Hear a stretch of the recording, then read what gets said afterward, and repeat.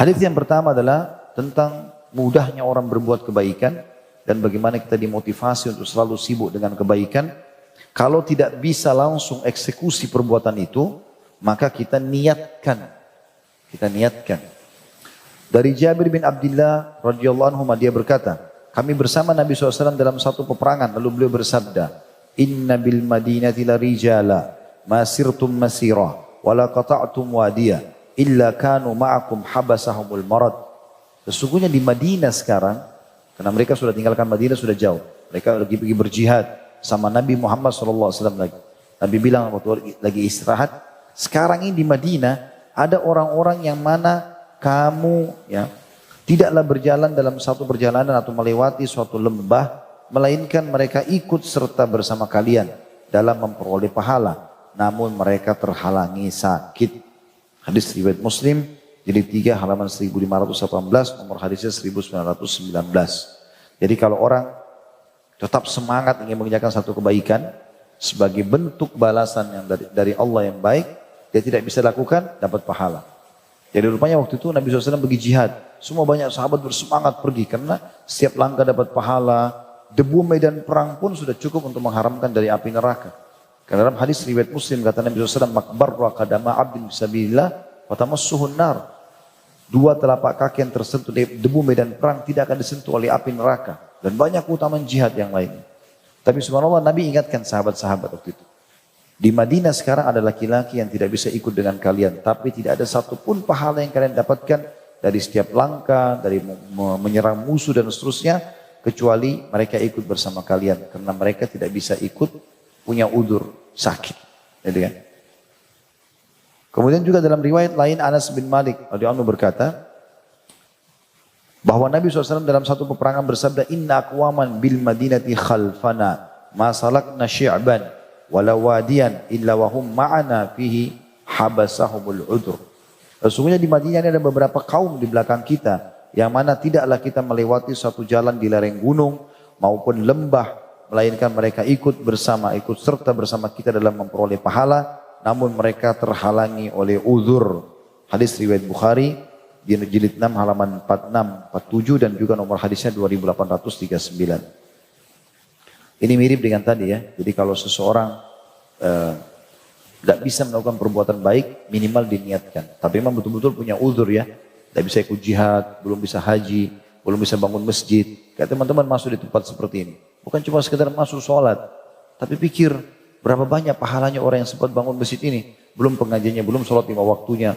Ya, belum mungkin orang buka puasa, belum orang membaca Quran, belum banyak sekali.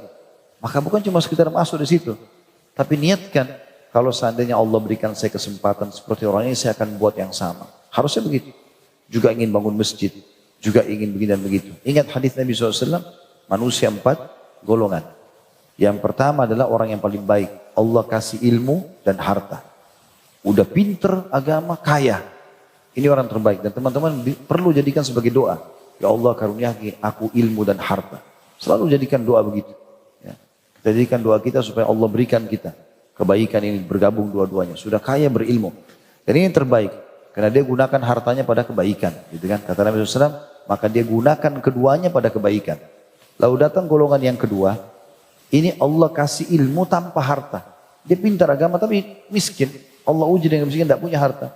Tapi dia bilang, ya Allah, kalau seandainya kau karuniakan aku seperti kau karuniakan pada si fulan, dia contohi orang yang pertama, maka saya akan buat sama.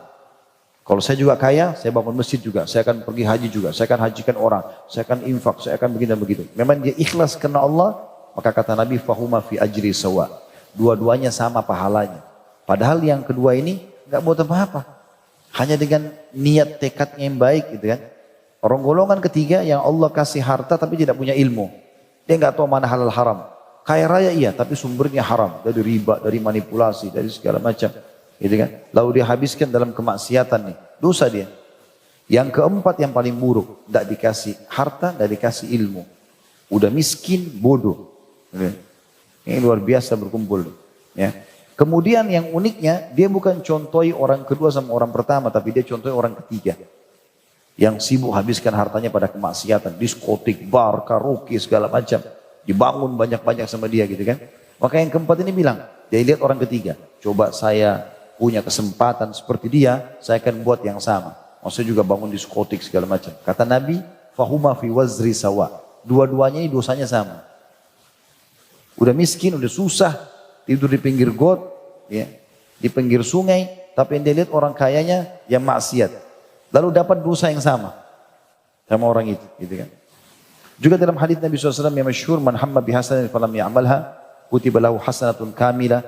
Siapa yang baru niat mau mengerjakan kebaikan, Allah catatkan baginya pahala lengkap perbuatan itu. Fa in amilaha kutiba lahu asyru adhafiha. Kalau dia kerjakan dicatatkan baginya 10 kali lipat. Ila sab'ami'a dhifin, bahkan kepada 700 kali lipat tergantung keikhlasannya. Jadi di sini karunia Allah yang luar biasa yang Allah berikan. Maka diniatkan. Teman-teman kalau lihat kerabatnya pergi haji, jangan cuma lewat. Betul-betul niat dalam hati. Kalau seandainya Allah kasih kelebihan begitu, saya juga mau buat. Maka kita dapat pahala haji. Ruginya apa dengan niat? Sampai sebagian salaf mengatakan, aku berharap punya niat di semua amal soleh. Walaupun aku tidak sempat melakukannya. Juga dalam hadis yang lain dari Abu Musa radhiyallahu anhu, beliau berkata, Rasulullah SAW bersabda, "Idza maridal abdu aw safara kutiba lahu mithlu ma kana ya'malu muqiman sahiha." Apabila seorang hamba terkena sakit atau dalam safar, bepergian, maka dituliskan baginya pahala seperti yang ia kerjakan di waktu mukim, tidak musafir dan lagi sehat. Hadis ini riwayat Bukhari, jilid 6 halaman 136, nomor hadisnya 2996. Jadi teman-teman kalau lagi sehat, ya sekarang Masya Allah, Allah kasih kesehatan, puasa Senin Kamis, sholat duha, sholat malam, sedekah, baca Quran, sholat di masjid, hadir di majlis ta'lim, pokoknya maksimalkan. Nanti dia sakit, stroke, sakit, gila, hilang akal, apa saja, tetap pahalanya berjalan. Walaupun dia tidak bisa kerjakan. Karena di sini dikatakan, apabila seorang hamba tertempa sakit, stroke, lumpuh, ya apa saja, atau hilang akal, atau bepergian, safar, karena kan dia pasti jamak qasar, mungkin dia kehilangan sholat qabliyah, sholat ba'diyah, gitu kan? Mungkin dia tidak bisa puasa dan seterusnya, maka dituliskan baginya pahala seperti yang ia kerjakan di waktu mukim dan sehat.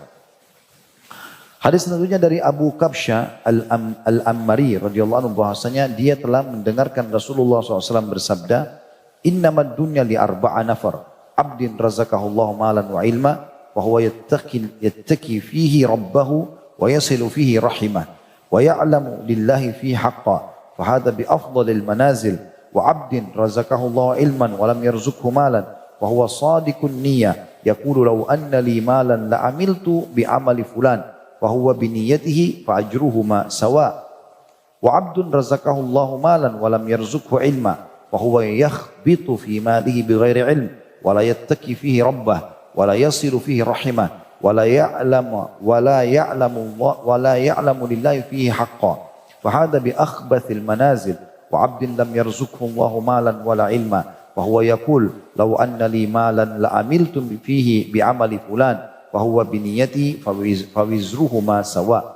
Ini sebenarnya hadis yang panjang lebar, hadis riwayat Tirmidzi di jilid 3 halaman 385 nomor 2427. Ibnu Majah jilid 2 halaman 1413 nomornya 4228. Sudah kita sebutkan tadi ya. Tapi ini lafaz jelasnya atau lengkapnya. Kata Nabi SAW, sungguhnya dunia hanya dimiliki oleh 4 orang. Atau hanya ada 4 orang ini. Yang pertama, hamba yang diberikan rezeki oleh Allah berupa harta dan ilmu. Kemudian ia menggunakannya untuk ketakwaan kepada Rabb-Nya. Selalu dalam kepatuhan. Menghubungkan tali kekerabatan dengannya. Dan mengetahui hak Allah di dalamnya. Ada zakat, ada sedekahnya. Maka inilah kedudukan yang paling utama. Kedua, hamba yang diberikan rezeki oleh Allah berupa ilmu, namun tidak diberikan rezeki berupa harta. Lalu dia mempunyai niat yang benar dan berkata, kalaulah aku memiliki harta, sungguh aku akan berbuat seperti si fulan, golongan pertama tadi. Maka orang itu sesuai dengan niatnya, maka pahala keduanya adalah sama. Ketiga adalah hamba yang diberi rezeki oleh Allah berupa harta, namun tidak diberikan rezeki berupa ilmu. Lalu ia sia-siakan harta tersebut tanpa ilmu, tidak bertakwa kepada Rabb-Nya, tidak digunakan untuk silaturahim, dan tidak mengetahui hak Allah di dalam hartanya. Maka hamba seperti ini berada di dalam kedudukan yang paling jelek. Dan keempat, hamba yang tidak diberi rezeki oleh Allah, baik harta ataupun ilmu. Lalu ia berkata, kalau aku diberi harta, sungguh aku akan berbuat seperti si fulan. Maka orang itu, maksudnya orang ketiga tadi, maka orang itu sesuai dengan niatnya, maka dosanya keduanya sama. Begitu juga teman-teman sekalian kalau mau tidur malam, niat sholat tahajud. Tiap malam, jangan lewatkan itu. Kalaupun kita ketiduran kebablasan dapat pahalanya. Hadisnya yang disebutkan langsung. Abu Darda meriwayatkan radhiyallahu anhu secara marfu kepada Nabi SAW, beliau bersabda, "Man ata firasyahu wa huwa yanwi an yakuma fa yusalli minal lail fa ghalabathu ainuhu hatta yusbih kutiba lahu ma nawa wa kana naumu sadaqatun alaihi min rabbih." Barang siapa yang mendatangi tempat tidurnya dan berniat akan bangun untuk sholat malam, lalu ia terlelap tidur sampai pagi, maka dituliskan pahala baginya karena niatnya tadi, pahala sholat malam, sedangkan tidurnya adalah sedekah Robnya kepadanya. Hadis ini riwayat An-Nasai jadi 3 halaman 258, Ibnu Majah jadi 1 halaman 426, 427. Jadi di sini maksudnya adalah kalau dia tiduran tadi adalah Allah memang kasih dia. Ini mirip dengan hadis tentang masalah orang yang makan di bulan Ramadan tapi lupa. Memang dia tidak tahu, bukan pura-pura lupa. Jadi betul-betul lupa gitu. Kata Nabi SAW, siapa yang puasa kemudian dia makan sementara dia lupa, maka dia sebaiknya melanjutkan puasanya karena itu adalah kemudahan atau Allah yang memberikan dia makan. Seperti itulah.